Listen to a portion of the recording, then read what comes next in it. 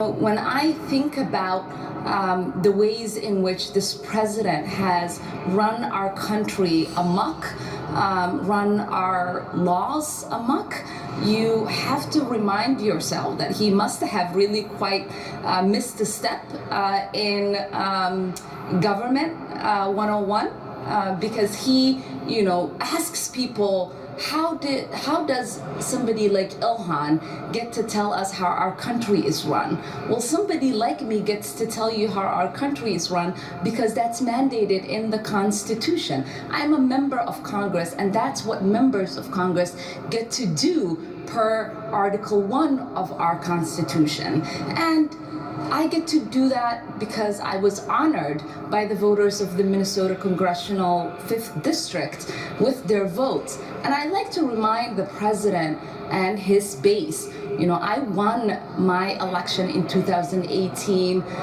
with more votes than 427 members of the House. And we did that by reaching out to people, having conversations, building relationships, and speaking to the issues that they were being faced, whether it was brutality within our policing system, whether it was the social ills that existed that has made some of them not achieve the promise of America, or whether it was talking about economic opportunities that can exist for them. And we now have a president that has been responsible, truly, for the death of 200,000 Americans because he did not figure out how to cohesively lead our country while we are dealing with a pandemic, and that includes my own father.